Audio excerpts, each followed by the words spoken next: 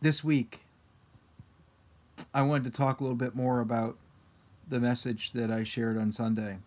And I apologize. Last week, I was going to send one of these out, and things kind of got confused on Monday when I find out I was going to have to do some self isolation. And so I just dropped the ball. But this week, as I talked about from Ephesians, there's this promise that God gives to us of who we are. We are the people who are blessed. We are blessed in the heavenly realms. We are a people who, before creation, were known by God, desired by God, thought about by God. Who are we? We are the people who stand before Christ and before God. And finally, we talked about the fact that we are adopted children. And this week, what I want you to do, what I encourage you to do, is reflect upon those truths.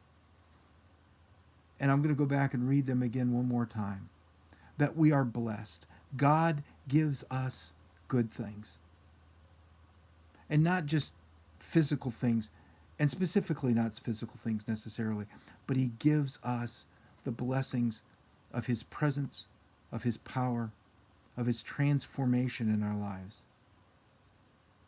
And that we're blessed in heaven. And that doesn't mean the far off distant place, but that we're blessed because we're at the right hand of the Father. We are with Jesus. And these are our blessings, to know and to be known by God and by Jesus. Then reflect on the fact that God knew us before we were ever created. It was His desire to know us and to bring us to the place that we are.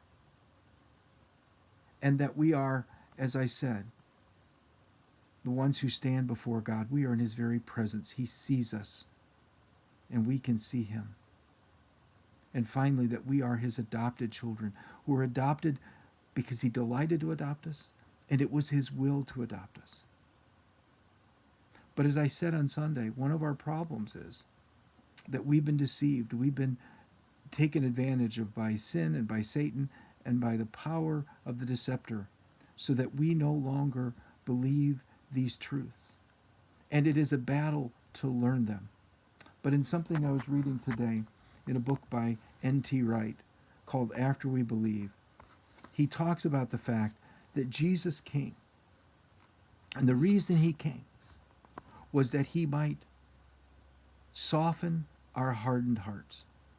Jesus talks about the fact that at times our hearts have become hardened by sin.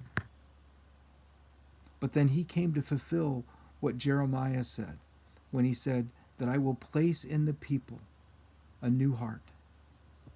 He's making a new covenant with the people, and as a result, the hardened hearts will be removed.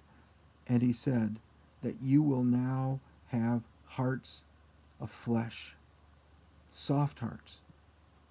I will put my law within them, I will write it on their hearts, and I will be God, their God, and they shall be my people. And no longer shall they teach one another and say to one another, know the Lord, for everyone will know the Lord.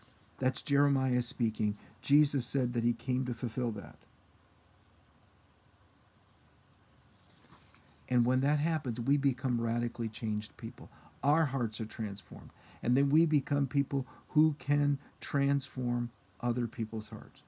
N.T. Wright said, this had come through Jesus' defeat of the powers of corruption, sin, and death, and His becoming in Himself the kingdom in person, the temple in person. Jesus' own resurrected body was one bit of earth to be already fully and completely colonized by the powerful, life-giving energy and glory of heaven. Jesus, in His resurrection, brought new life to the world and to us. And now we can become people who truly believe that we are blessed, that we are blessed in the very presence of God, that God knew us before the world was ever created, that we stand before Him now and we are His adopted children. So I pray this week that you might come to recognize these truths, that these truths might transform you, that we too might become people who help others have their hearts transformed by the truth of who we are in Jesus Christ. So reflect on those images. Reflect upon the power of God that defeated sin and the deception that keeps us trapped into a misunderstanding of who we are. May God bless you this week. And may you understand in truth who you are in Jesus Christ.